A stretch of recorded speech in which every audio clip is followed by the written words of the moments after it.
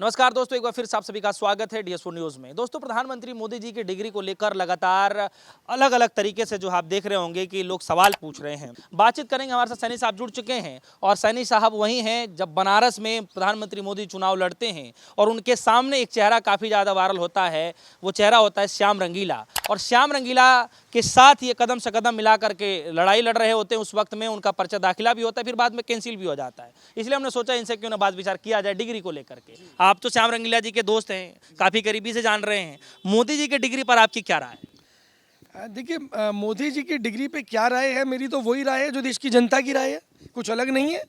समस्या ये है कि डिग्री को सार्वजनिक करने पर किसको डर लग रहा है।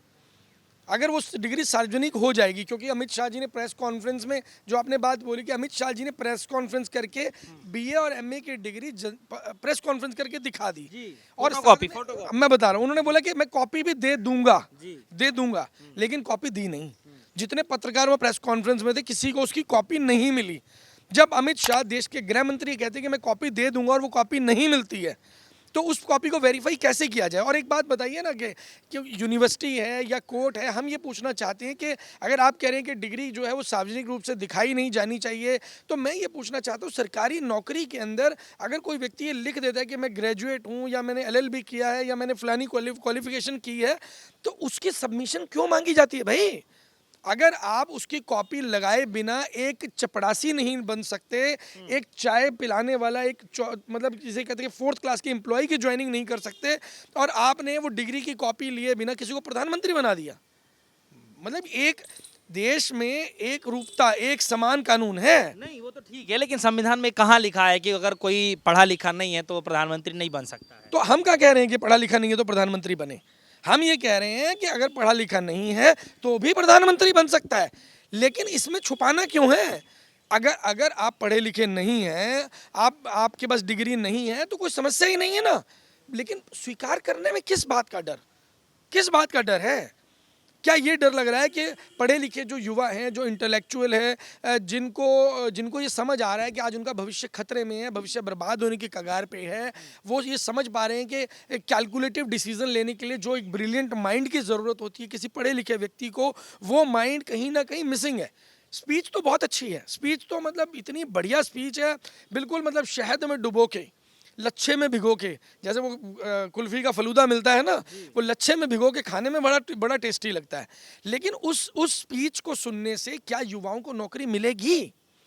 क्या देश का गरीब, जिस देश की गरीबी को मिटाने की बात नरेंद्र मोदी जी ने कही थी कि हवाई चप्पल में पहन घूमने वाले को हवाई जहाज में बिठा दूंगा, तो क्या वो हुआ? अगर वो नहीं हुआ तो ये सारी चीज़ें ना एक मतलब आपने बोल दी ठीक है, लेकिन कहीं ना कहीं एनालिसिस, देश के युवा पढ़े लिखे हैं, बेवकूफ़ नहीं है। और भारत की मिट्टी तो इतनी जरखेज है कि जब जरूरत पड़ती है तो भगत सिंह भी पैदा करती है और उधम सिंह भी पैदा करती है। नहीं, सवाल ये है कि डिग्री देखनी ही क्यों है। मैं तो ये कह रहा हूँ आप काम देखिए, डिग्री क्यों देखनी है? हाँ, तो अरे भाई काम की बात तो कर रहा हूँ मैं। 2022 में गरीबों को हवाई चप्पल से हवाई जहाज में बिठाना था, नहीं बिठा पाए ना। अब गरीबों की किसानों की आय डबल करनी थी, नहीं कर पाए।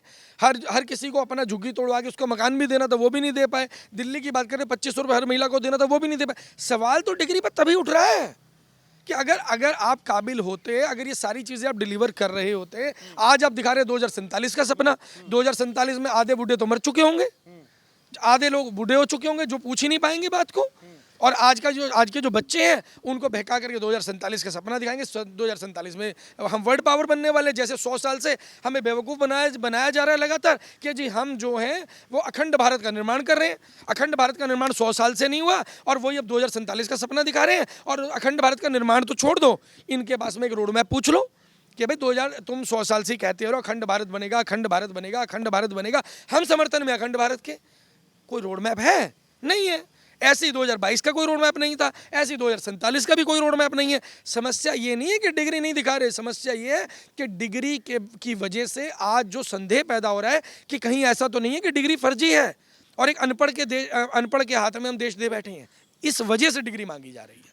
सवाल ये है, कई लोग ये कह रहे हैं कि जब देश के प्रधानमंत्री तमाम मंचों पे जब जाते हैं तो बार बार भाषण देते हैं कि जो है हमने 25 साल तक या पता नहीं कितने साल तक वो कहते हैं कि हमने भिक्षा मांगी, कभी कहते हैं कि हमने जो है चाय बेची, इस तरीके से करके।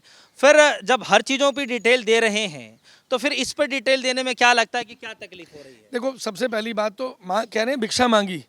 कोई भी व्यक्ति अपने इतिहास को ना कभी फेंकता नहीं, संभाल के रखता है। भिक्षा मांगने वाला कटोरा तो होगा, वो दिखा दो। आप कह रहे हैं मैंने चाय बेची, चाय की केतली तो होगी, वो दिखा दो।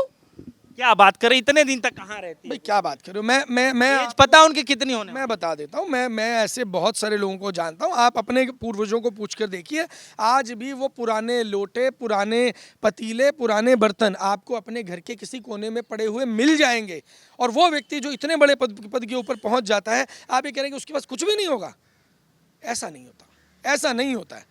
सच्चाई को आप झूठ कितना भी बोल लें, सच्चाई को सामने आना पड़ेगा, सच्चाई सामने आ जाएगी। सच्चाई को छुपा नहीं पाएंगे। अगर डिग्री फर्जी है, स्वीकार कर लो ना, कोई प्रॉब्लम नहीं है यार। देश का युवा खा जाएगा क्या तुम्हें? क्या डर है? स्वीकार कर लो, फर्जी है, कोई प्रॉब्लम नहीं है। आपके कहने से थोड़ी ना हो जाएगा कि अरे भाई हम बात फर्जी की तो हो ही नहीं रही, यहाँ बात हो रही है दिखाने और ना दिखाने की। वो तो बात की बात है। दिखाने और ना दिखाने की है, छुपाई किस लिए जा रही है कि ना दिखानी पड़े? हम कह रहे तुम ये कह दो कि जी चौथी फेल है, हम स्वीकार कर लेंगे। हम भाई चौथी फेल राजा के प्रधानमंत्री के राज में रह रहे हैं, मुझे कोई प्रॉब्लम नहीं है। हाँ, अंधभक्तों को प्रॉब्लम हो तो पता नहीं है भाई, वो ज़रूर चीखें मारेंगे, क्योंकि उनको ये बोला गया था कि प्रधानमंत्री जी जो इतने पढ़े लिखे हैं, ये डिग्री है, ये फलाना है, ढिमकाना। उन्होंने तो उनको कल की अवतार बता दिया, पता नहीं क्या क्या बना दिया। अच्छा सुनिए, मान के चले कि एक आदमी पढ़ा लिखा है और जनता की समस्याएं सुन ही नहीं पा रहा हो, और मैं कहता हूं एक आदमी चलिए थोड़ा कम पढ़ा लिखा हो, लेकिन जनता के जो मूलभूत जो मुद्दे हैं, जो समस्याएं हैं, उसको समझ पा रहा हो, उस पर अच्छी डिलीवरी कर पा रहा हो, उनको अच्छे जो है समझ पा करके जो है वो सुविधाएं, सुख सुविधाएं दे रहा हो, तो आपको कौन सा वाला नेता पसंद है ज़्यादा? आप ये देखो, मैं सबसे पहले तो अब ये आप ना डिप्लोमेटिक मीडिया आजकल ना डिप्लोमेटिक क्वेश्चन पूछता है। मैं ये कह रहा हूँ कि जिस पद पर वो विराजमान है, मैं ये कहना चाह रहा हूँ कि जनता को जो चीजें चाहिए होती हैं वो तो मिल रही हैं। मैं भी अपने आप से सवाल नहीं पूछ रहा हूँ, मैं तो लोगों के कमेंट पढ़ के मैं वही बोल रहा हूँ ना, क्योंकि देखो आज के टाइम में मीडिया जो ना सवाल इस तरीके से पूछता है कि जो वो कहलवाना चाहते हैं वो हम कह दें। अब मैं आपको एक सवाल पूछ लेता हूँ, जो आप कह रहे हो कि जो जनता को चाहिए वो मिल रहा है, यही कहना चाहते हो ना आप मुझे ये बताओ कि जनता के लिए ये वादा किया था मोदी जी ने और ये डिलीवर हो रहा है? आप बताओ, एक बता दो। मोदी जी के 50 वादों में से एक वादा आप बता दो, जो आप कह रहे हो कि जनता को जो बोला वो मिल रहा है। एक वादा आप बता दो, मैं स्वीकार करने को तैयार हूं। आप एक वादा भी नहीं बता पाएंगे, और मैं आपके माध्यम से पूरे देश के नेशनल मीडिया को चैलेंज करता हूं, एक वादा आप बता दो जो आपने पूरा किया है।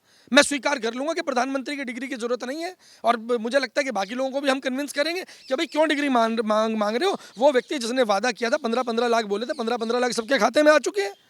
और बीसियों चीज़ें हैं कि किसानों की बात कर लो, गरीबों की बात कर लो, मजदूरों की बात कर लो, काले धन पे बात कर लो, विजय माल्या की बात कर लो। किस मुद्दे पे बात करना चाहते हो भाई? अभी दिल्ली के इलेक्शन हुए, दिल्ली इलेक्शन के 20 वादों के ऊपर बात कर लो, क्या डिलीवर हुआ? अब आप मुझे फंसा नहीं पाएंगे, मैं आपको बता रहा हूँ। नहीं, ऐसे तो बात है, तो फिर कई सारी योजनाएं हैं जो सरकार ने भी किया। ऐसा नहीं है कि इन 10-12 साल 11 साल में कुछ नहीं किया होगा सरकार ने।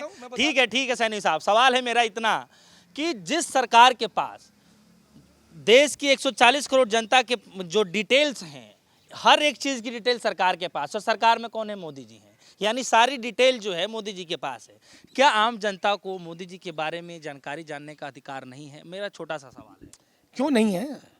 अगर वो खुद को कहते हैं कि मैं 140 करोड़ देशवासियों का प्रधानमंत्री हूँ, 140 करोड़ देशवासियों का मुखिया हूँ, अगर मेरे घर में हमारे पिताजी हैं, हमारे पूर्वज हैं, उनके बारे में हमें जानने का अधिकार, वैसे तो जानने के अधिकार की तो नौबत ही नहीं आनी चाहिए। उस व्यक्ति की तो खुद की जिम्मेदारी है, उस व्यक्ति को अपनी जिम्मेदारी का एहसास होता है, वो खुद बताता है। बहुत से घर में बुजुर्ग होते हैं, बताते हैं बेटा इन चीज़ों का ध्यान रखना है, इन चीज़ों का ध्यान रखना है, इन चीज़ों का ध्यान रखना है। आपकी भलाई की बात भी करते हैं, आपको आगाह भी करते हैं खतरे से, आपको हर चीज़ के बारे में बताते हैं। अच्छा, अपने कागज़ों के बारे में बताते हैं कि बेटा अगर मुझे कुछ हो जाए तो मेरी प्रॉपर्टी के कागज़ इस बक्से में पड़े हैं, वसीयत इस बक्से में पड़ी है, और मेरे सर्टिफिकेट इसमें पड़े हैं, आधार कार्ड यहाँ पे पड़ा है, अगर कुछ हो जाए तो संभाल लेना।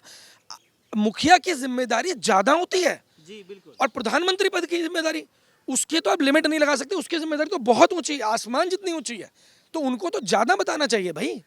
लेकिन वो छुपा रहे हैं, वो छुपाने का नहीं समझ में। क्या लगता है कि जनता को ये जानने का अधिकार है कि देश के मुखिया कितना पढ़े लिखे? फिर बात वही आ गई क्यों नहीं? कोर्ट कह रहे हैं ना कि सार्वजनिक उसको नहीं। देखिए अब कोर्ट ये कह रहा है तो मुझे ऐसा लगता है कि कोर्ट को ना ये भी लगे हाथ एक आदेश दे देना चाहिए कि जो आप एक चपरासी की भर्ती करते हैं या किसी आईएएस लॉबी की भर्ती करते हैं, रिक्रूटमेंट जो भी होती है, सिलेक्शन होती है, उसमें भी आप डिग्री मांगना बंद कर दीजिए, सर्टिफिकेट मांगना बंद कर दीजिए। पढ़े लिखे होने की जरूरत क्या है? तो कोर्ट को तो ये कहना चाहिए था कि डिग्री को सार्वजनिक करने में क्या समस्या है, समस्या है क्या?